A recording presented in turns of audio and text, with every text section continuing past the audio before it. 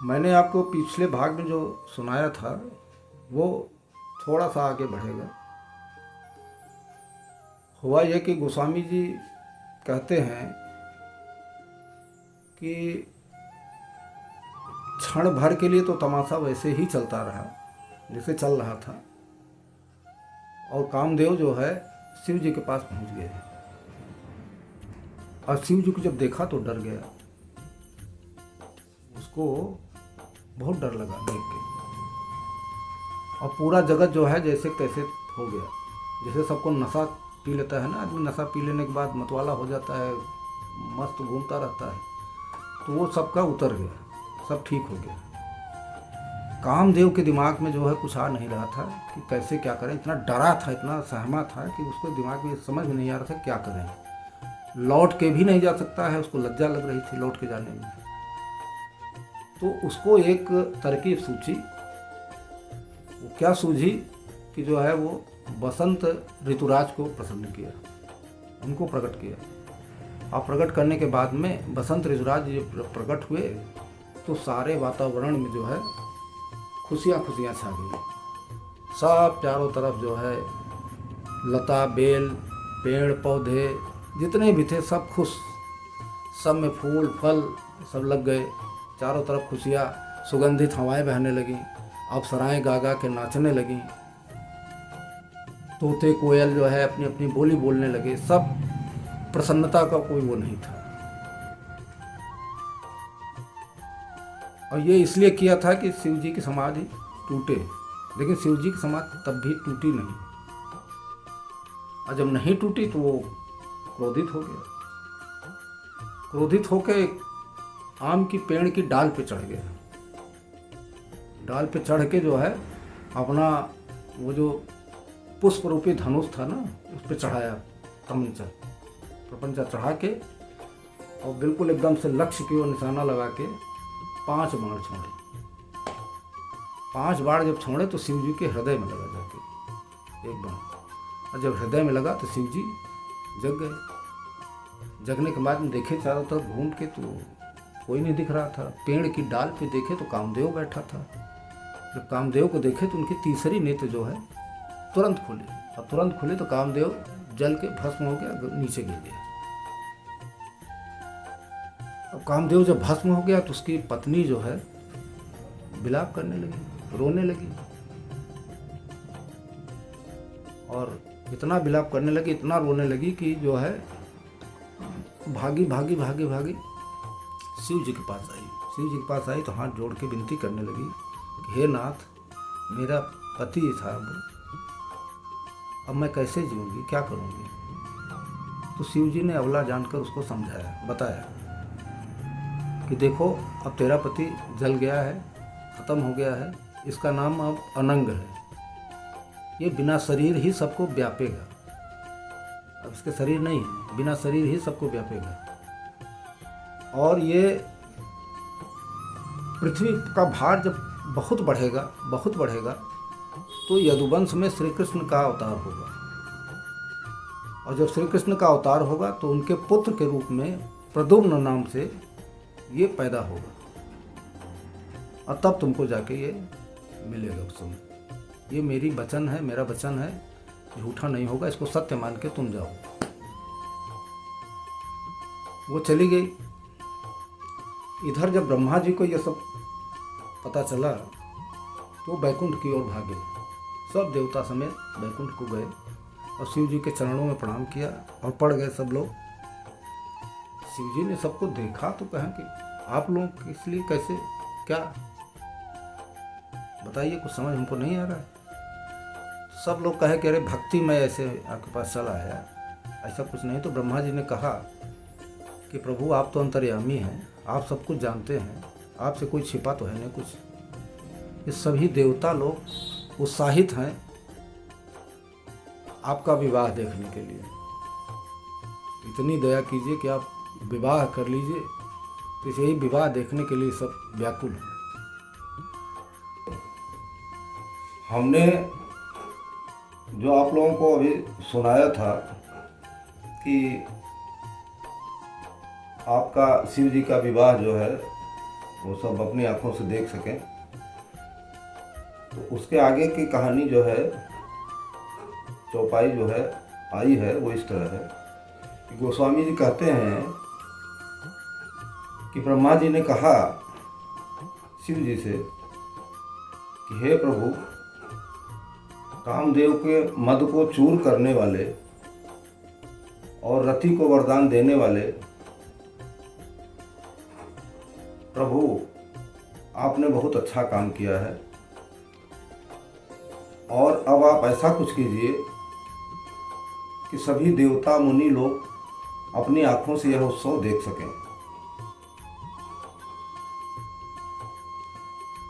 और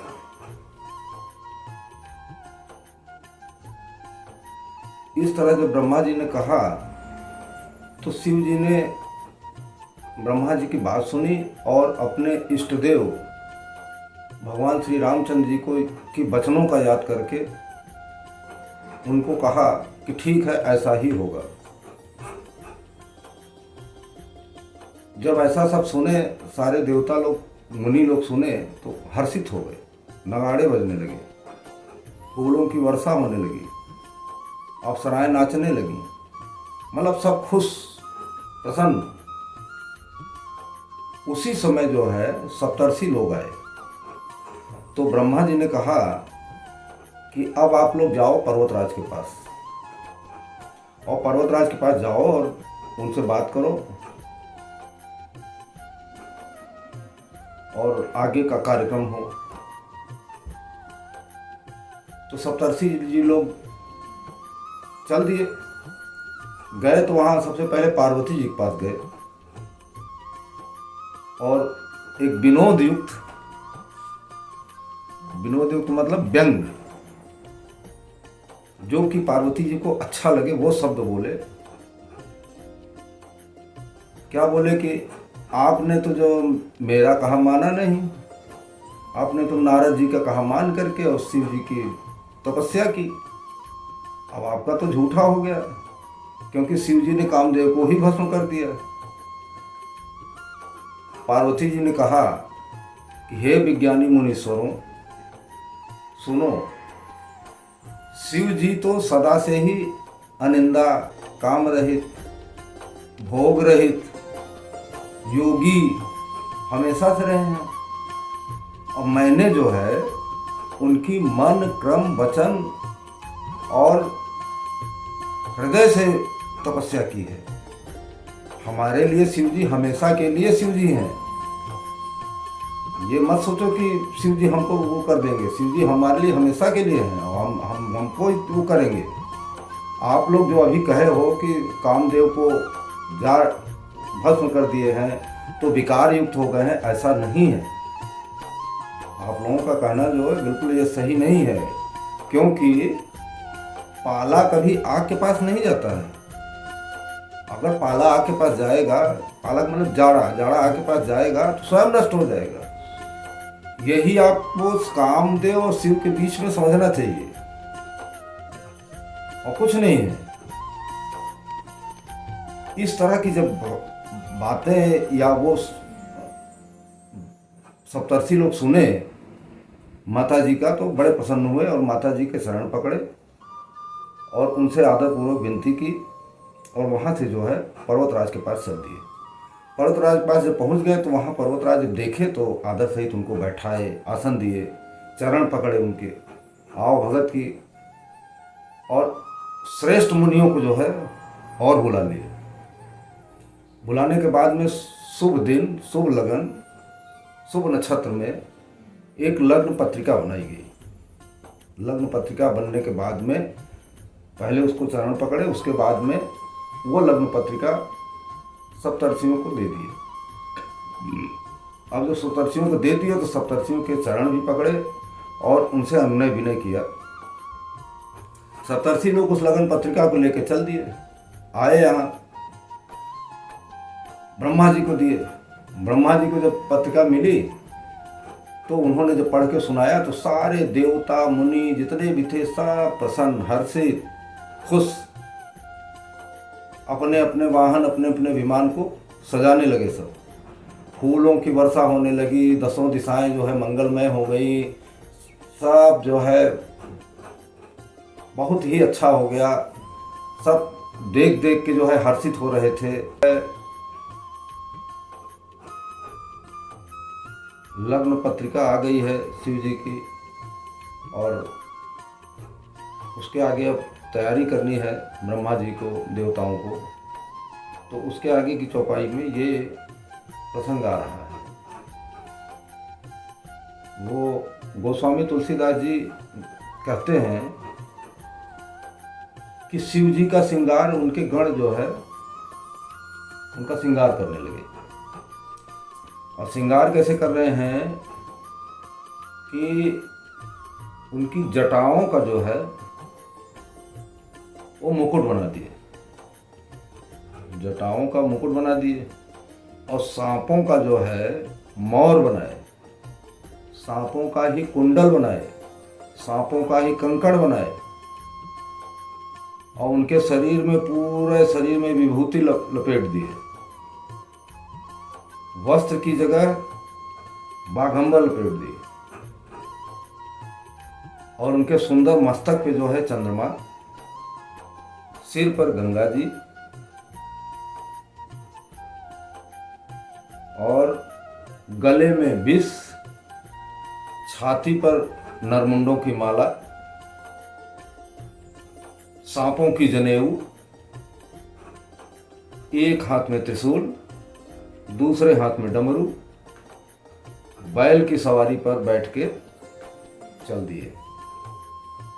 बाजे बजने लगे, नगाड़े बजने लगे।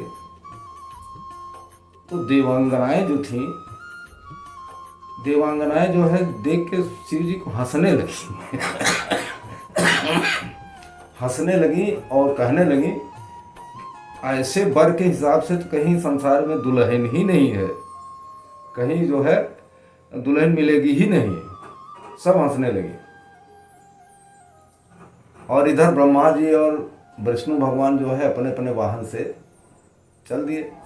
सारे देवताओं का अलग ही समाज था, अलग शोभायमान हो रहा था। सब चल दिए। तो विष्णु भगवान देखे तो कहे कि ये तो वर के हिसाब से बारात नहीं है भाई, जैसे वर है उसके हिसाब से बारात नहीं है ये तो आप लोग जाके कहीं जो है किसी दूसरे नगर में हंसी कराओगे क्या? ऐसा नहीं चलेगा, हंसी न कराओ। तो अपने दिक्पालों को बुलाए, दिक्पालों को बुला के कहे कि भाई देखो एक काम करो, सब लोग अपने अपने समाज को लेके अलग अलग होके लेके चलो, ये ठीक नहीं लग रहा है। जैसा वर है वैसी बारात नहीं है, अलग अलग लेके चलो तो ठीक रहेगा। तो सारे दिक्पाल जो है जगह गए, सबको अपना अपना अलग अलग समाज बना लिए, अलग अलग चलने लगे। शंकर जी ये सब देख रहे थे कि विष्णु भगवान के जो है व्यंग वचन जाते नहीं हैं, ये मौके पे बोल जरूर देते हैं। फिर भी शंकर जी ने अपने भगवान को प्रणाम किया, जो कुछ भी है ठीक है प्रभु, सब आपकी माया है। तो उन्होंने भी अपने भृंगी को बुलाया, भृंगी को बुला के आदेश दिया कि जाओ सारे गणों को बुला लो। अभी तो कम थे, अब बढ़ जाएंगे, सारे गणों को बुला लाओ। भृंगी गया तो सबको आदेश दिया कि शिव जी की बारात में सबको चलना है। अब सब चल दिए, वहाँ से सब चल दिए। तो तरह तरह की वेशभूषा, किसी के आँख नहीं है, किसी को 10-10 आँख है, किसी का हाथ नहीं है, किसी को 10-10, 20-20 हाथ है, किसी को पैर नहीं है, कोई लंगड़ा है, कोई लूला है, भूत प्रेत पिशाच जितने थे सब अपने अपने जो है वेशभूषा में ताज़ा ताज़ा खून लपेटे थे। उनका मुंह जैसे, मुंह देखने पर ऐसा लगे जैसे कुत्ता, सुअर, सियार, इस तरह के उनके मुख थे सब देखने में। तो ब्रह्मा जी ने कहा कि ये जो है बारात जो है, अब जो है बारात सही बनी है, ये बारात ठीक है, ये इसमें कोई वो नहीं है, ठीक है, अच्छा। सब चले जा रहे हैं, तरह तरह की विचित्र विचित्र बातें बोल रहे हैं, गा रहे हैं, नाच रहे हैं, खुश हैं, और सब चले जा रहे हैं, बारात जा रहे हैं शंकर जी की। इधर जो है पर्वतराज जी का जो है जो घर था उनका इतना अच्छा सजाया गया था, इतना अच्छा वो था उसका वो, कि वर्णन करना बड़ा मुश्किल है।